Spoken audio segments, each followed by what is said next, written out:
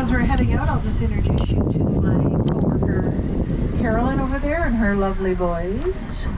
She's doing diaper duty on Lonnie, and Lonnie's partner today is Grit, like True Grit, the movie.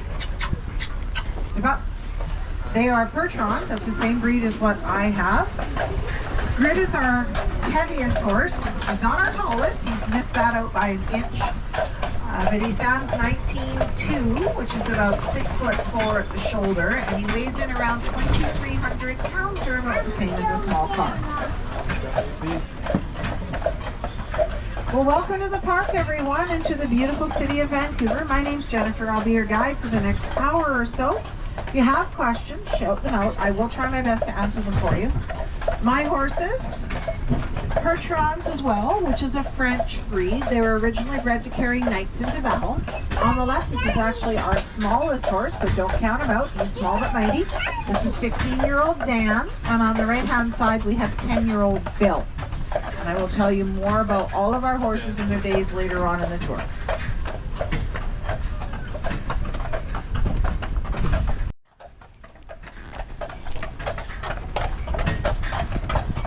Our tour will take you through the eastern half of the park, which is where you find most of the built-up areas and sights to see.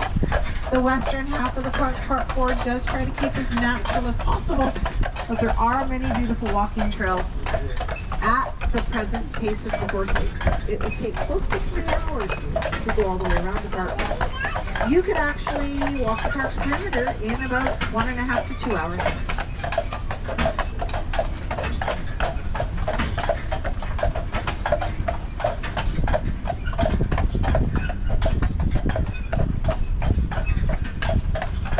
Look out in the harbor there, between the trees, just before in front of the docks there's actually a couple of harbor seals out there. You can just see their little gray heads in the water.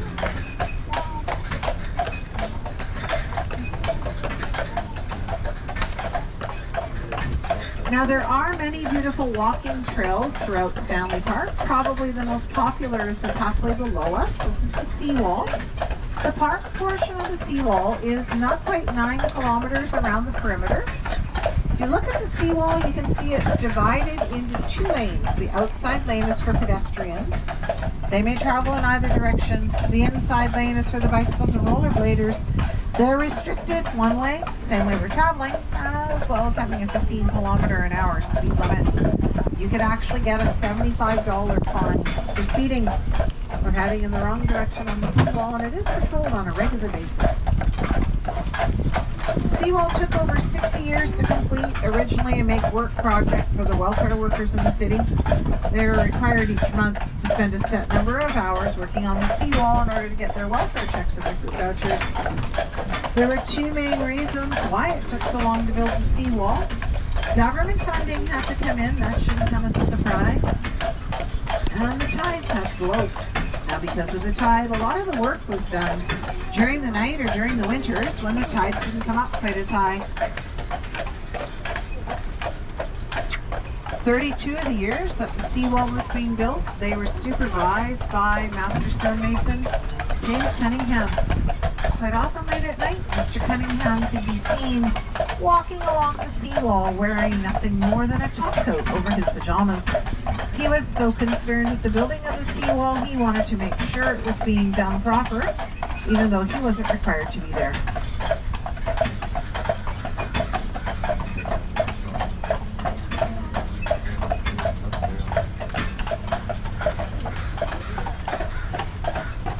The marina here on your right, this is the Royal Vancouver Yacht Club. It's quite a prestigious members-only club that's home to both power and sailboats. Many of these sailboats, they regularly participate in sailing races, which include the Swiftsure and the Victoria to Maui. We even have some boats that have won those races that dock here as well.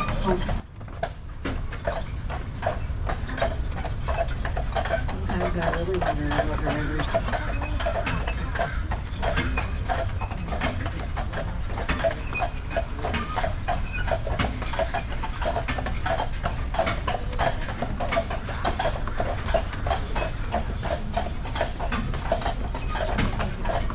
The body of water that we're currently traveling along. This is called Coal Harbor. Coal Harbor gets its name for the low-grade coal deposits found in 1859 by Captain George Richards. Fortunately, the coal was of such poor quality it never amounted to much. If it had, chances are we wouldn't have our beautiful park. It would have all been lined up by now.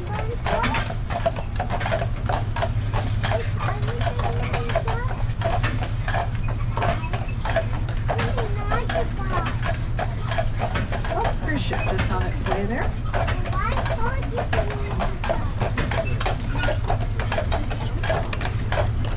Celebrity Eclipse on its way up to Alaska.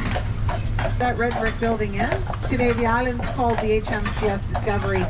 That stands for Her Majesty's Canadian Ship Discovery.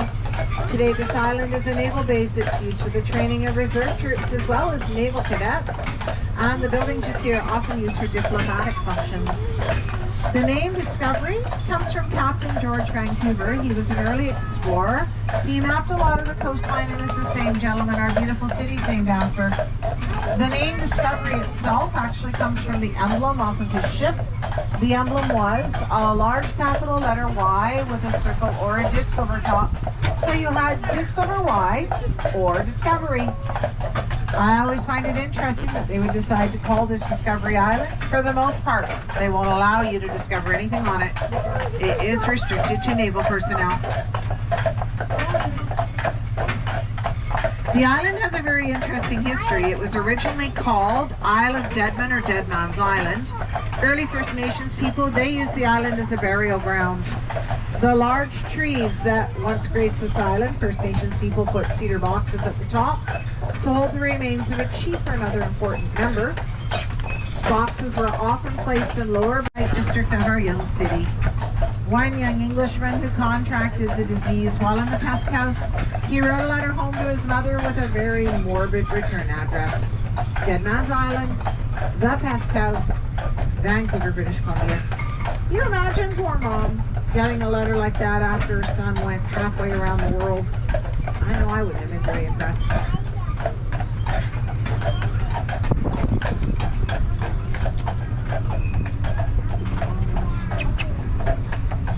Here on the sign and on the gates, you can see that emblem I mentioned, Discover Y. Now, rumor has it there's at least one ghost on the island. It's the ghost of a sailor. He apparently committed suicide. Every once in a while, late at night, today still, some of the patrols, they swear that they've seen the shadow.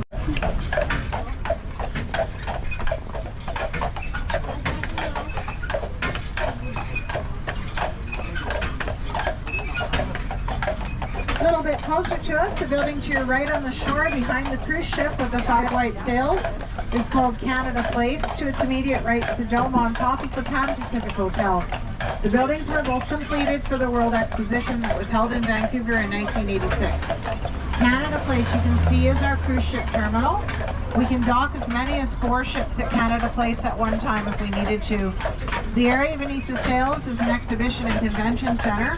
It is approximately the size of a football field and it can seat over 4,000 people per sit-down dinner at one time. The building immediately to the right of Canada Place with the grass on the roof is an expansion called Canada Place West. It has a 6-acre living roof. Among other things, Canada Place West was the main media outlet for our 2010 Olympic Games. Oh, we should get ready to leave. The statue of the runner, that's Harry Jerome, born in 1940 in Prince Albert, Saskatchewan. He grew up and went to school in the city of Vancouver. In the early 1960s, his running ability earned him a scholarship to the University of Oregon. While there, he became the first man to simultaneously hold the world record for both a 100-yard and 100-meter dash. Our record that held until 1986 when it was broke by Ben Johnson. Ben's record held until 1997 when it was broke by Donovan Bailey. These gentlemen are Canadian. Now, after Mr. Jerome retired from sprinting, he came back to Vancouver, became a school teacher, as well as a consultant to sport.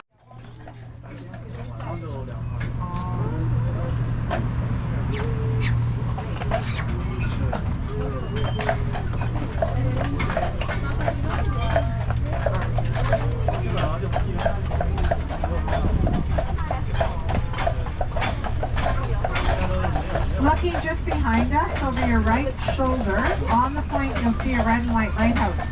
The Brockton Point Lighthouse is one of two in the park. That particular lighthouse was built during World War I. It was decommissioned in 2005.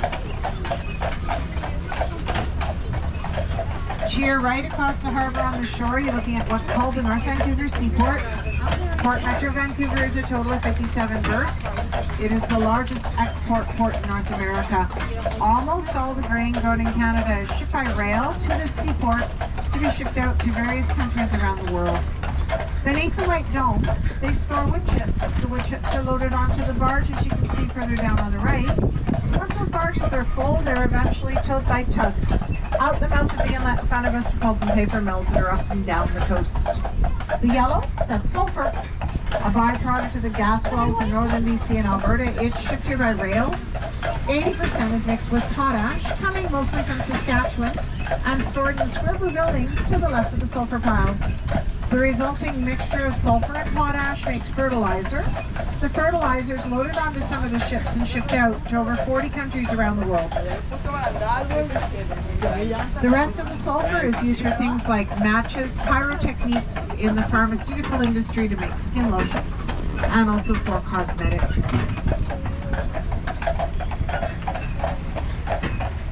The body of water, this is called Burrard Inlet. It's a deep water arm of the Pacific Ocean. This section's approximately. Now, other than a few minor skirmishes, there never was a war with our neighbors to the south. In 1894, they moved the cannon to its present position on the seawall, making the Brockton Point lighthouse keeper a very happy man. He had a very dangerous job. Every night at 9, he was required to take a stick of dynamite and a blasting cap, attach it to an apparatus that looked like an oversized fishing pole, drop the whole thing over the edge of the cliff, and then detonate it. It was done so the ship's captain, moored in the harbor, could set the chronometers by the flash of the blast. Brockton Point lighthouse keeper doesn't like that job. He thought it far too dangerous. He protested it long and loud. So finally they gave him the cannon. And he simply fired the cannon off nightly at 9 instead.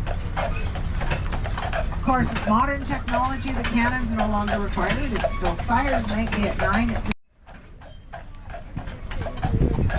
Just off of the edge of the seawall here, perched on the rock, the statue's called the Girl in the Wetsuit.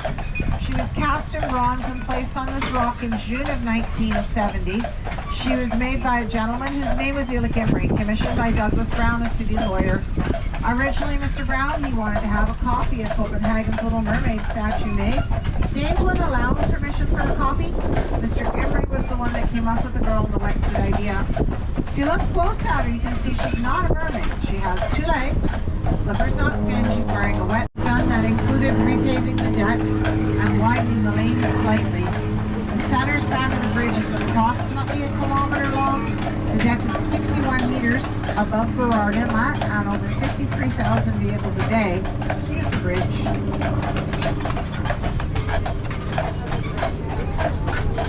The residential area that you see on the hillside behind the Lionsgate Bridge is still called the British Properties today. Originally, you either had to be a British citizen or of direct British descent in order to live there. Today, all you need is money. The Guinness family originally purchased the mountain for $75,000. Today, it's home to some of the most expensive residential land in all of Canada. There are houses up there that have sold for better than $20 million, including a house up for Winfrey bought for over $17 million.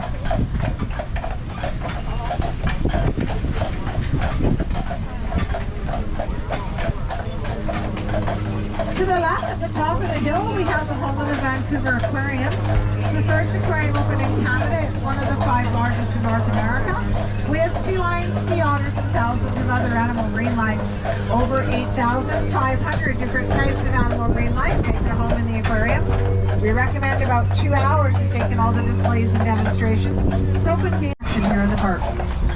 The archway to your right, in early June, all the tea roses on it come into bloom. It's a very popular spot for weddings and wedding photographs. I've actually seen as many as 8 bridal couples at one time with their wedding parties at different points in these gardens, either getting married or having photos done.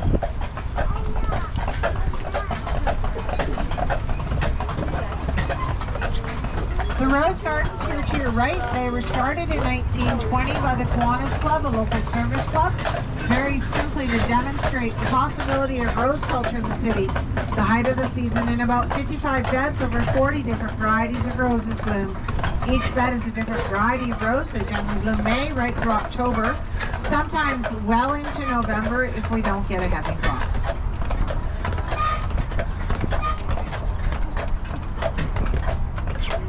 In front of us, behind the fencing, is what's called Milk and Bowl. It's an open-air theater. It's home to numerous concerts each year, as well as what's called Theater Under the Stars.